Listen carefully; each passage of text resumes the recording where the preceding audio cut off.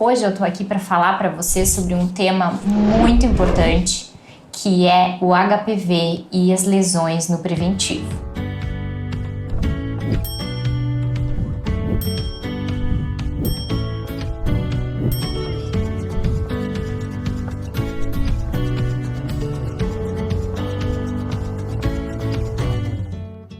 O que eu percebo no consultório é que muitas vezes quando nós detectamos uma lesão do HPV no preventivo, essas mulheres e meninas se sentem muito fragilizadas com a situação. E nós precisamos desmistificar isso. Então esse vídeo é para explicar para vocês um pouco sobre essas lesões, mas também para vocês entenderem esse contexto que nada tem a ver com promiscuidade. Primeira pergunta em que eu recebo toda vez que a gente pega uma alteração do HPV no preventivo é: doutora, é grave? Então vamos lá. Primeira coisa que vocês precisam saber é que existem 3 tipos de lesões: a lesão NIC1, NIC2 e NIC3. Hoje, mais atualmente, mudou essa classificação. Então a gente classifica de lesão de baixo grau e lesão de alto grau.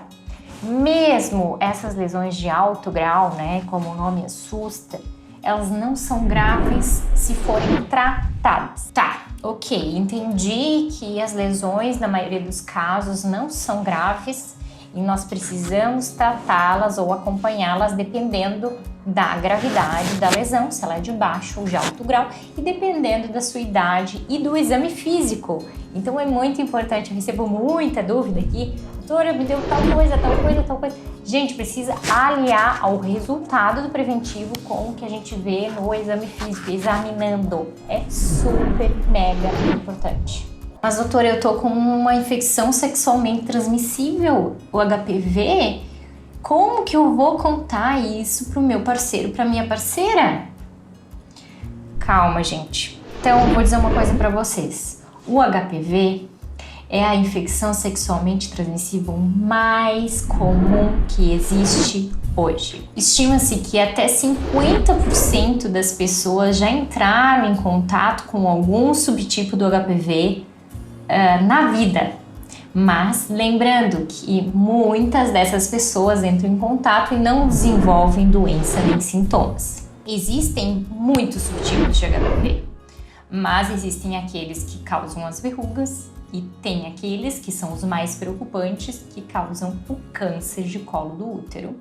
E também podem causar outros tipos de câncer, como de garganta, de boca, né, de ânus, de pênis. Mas se é a infecção sexualmente transmissível mais comum do mundo, por que ela é tão pouco falada? A minha teoria é porque ainda a gente vive num mundo cheio de pudor, né? Como tudo que envolve parte sexual tem o seu pudor, também temos isso em relação ao HPV. Então, doutora, o que eu preciso fazer para que eu me veja livre dessa doença se eu já entrei em contato e descobri? Ou para eu me prevenir, porque é muito provável que em algum momento eu entre em contato com esse vírus. O básico que a gente fala, que eu prego muito, que é ter a nossa qualidade de vida. É uma alimentação saudável, é fazer atividade física, é ter uma dieta rica em antioxidantes, em zinco. Isso ajuda muito que o nosso organismo crie nossas próprias defesas para que elimine o vírus e a gente não desenvolva a doença.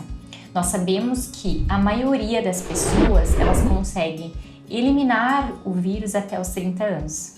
Isso é muito importante, por isso que se você está com alguma lesão, e aí vai a última dica do vídeo, é muito importante você fazer o acompanhamento, porque muitas das vezes a gente não precisa tratar, ou seja, fazer um tratamento incisional, cauterização, que seja ali na região do colo do útero, e a gente pode acompanhar essas lesões. Olha que legal, porque trabalhando com o nosso organismo, a gente consegue agir na nossa própria defesa e isso faz eliminar o vírus do nosso organismo. Agora, uma última derradeira dica, que é de suma importância e que a gente sabe que em países desenvolvidos que já tem uma taxa de adesão maior, praticamente o câncer de colo de útero não existe, que é realizar a vacina do HPV.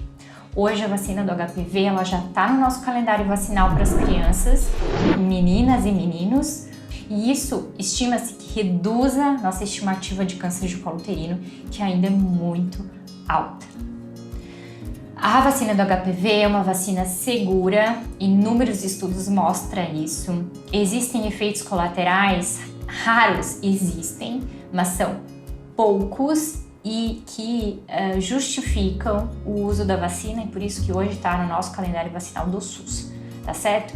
Então é isso que eu queria dizer para vocês nesse vídeo, e para a gente tratar com menos pudor, a gente incluir essas mulheres que têm alteração do preventivo, que a gente possa falar mais sobre isso, que é um tema essencial e muito importante.